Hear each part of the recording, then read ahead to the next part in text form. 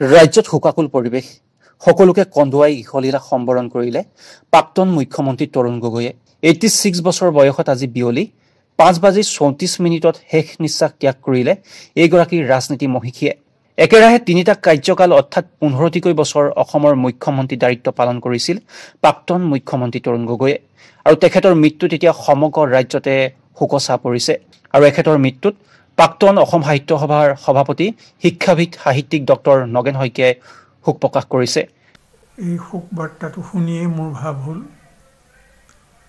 যে অসমৰ এক ইতিহাস এই মানুহজনৰ লগে লগে যেন গুচি গৈছে। মই তেখেতক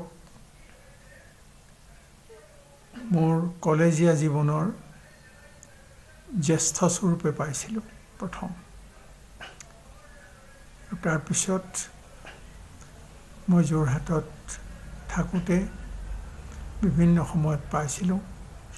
হাঁহিমুখীয়া সুন্দৰ চেহেৰাৰ, কাৰো লগত কেতিয়াও তৰ্ক বিতৰ্কও নলগা এজন মানুহ, এজন ডেকা মানুহ, যি ছাত্ৰ অৱস্থাৰ পৰাই কংগ্ৰেছৰ প্ৰতি অনুৰক্ত আছিল আৰু অতি কম বয়সতে বুলি ক'ব পাৰি তেখেত ৰাজনীতিত পৰিপক্ক হৈ পৰিছিল আৰু 1971 চনত তেখেত সংসদলৈ নিৰ্বাচিত হৈ গৈছিল। তাৰ পৰা তেখেতে ইন্দিৰা গান্ধীৰ আৰু পিছত ৰাজীৱ গান্ধীৰ প্ৰধানমন্ত্ৰীত্বৰ কালতো তেখেতে মন্ত্ৰী লাভ কৰিছিল, মন্ত্ৰী হৈ দেশৰ সেৱা কৰিছিল।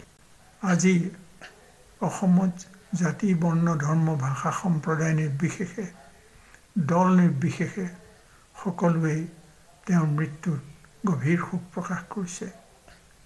তেখেত আৰু ঘূৰি নাহে, কিন্তু তেখেত বহু দিনলৈ অসমৰ মানুহৰ মনত জীয়াই থাকিব।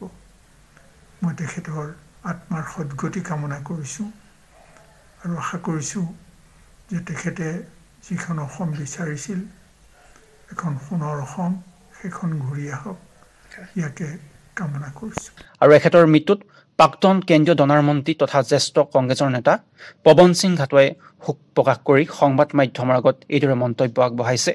আজি আমাৰ অসমৰ কাৰণে এটা অতি দুখদ দিন।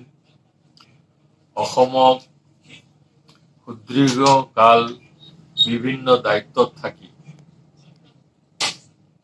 15 বছৰৰ বেছি বছৰ তেখেতে অসমৰ মুখ্যমন্ত্ৰী হিচাপে এই অগ্নিগৰ্ভা অসমৰ দায়িত্ব বহন কৰি এটা সুশাসন দি গ'ল। আজি আবেলি তেখেত ইহলীলা সম্বৰণ কৰিলে আৰু মই তেখেতৰ বিদেহী আত্মাৰ প্ৰতি চিৰশান্তিৰ বাবে প্ৰাৰ্থনা কৰিছোঁ।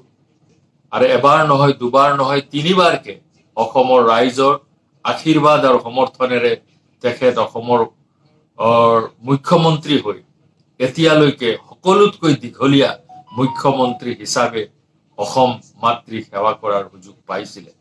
আৰু তেওঁৰ বহুমুখী প্ৰতিভা আৰু তেওঁৰ যি মৰমীয়াল স্বভাৱ, তেওঁ সকলোকে যি ধৰণে ব্যৱহাৰ কৰিছিলে, সেই কথা সদায় মানুহৰ অন্তৰত থাকিব। আৰু আমিতো আজীৱন তেখেতৰ সংস্পৰ্শলৈ আহি যিখিনি কথা শিকিলো, যিখিনি তেখেতৰ ব্যৱহাৰ, আমি আজীৱন এইটো মনত পেলাই থাকিম। তেনেকুৱা মহান ব্যক্তিৰ মৃত্যুত মোৰ আন্তৰিক শ্ৰদ্ধা নিবেদন কৰিছো। তেখেত য'তে থাকক শান্তিৰে থাকক, ভালে থাকক আৰু তেখেতৰ কৰি যোৱা কামে আৰু তেখেতৰ লগত আমি যি কাম কৰিলো সেইখিনিয়ে আমাক গোটেই জীৱন উৎসাহিত কৰি থাকিব নিস্বাৰ্থভাৱে ৰাইজক সেৱা কৰিবৰ কাৰণে। এইগৰাকী ৰাজনীতি মহান মহিষীৰ মৃত্যুত এতিয়া সমগ্ৰ RVTV পৰিয়াল হৈ তেখেতৰ আত্মা চিৰশান্তি কামনা কৰিলো। News desk report RVTV।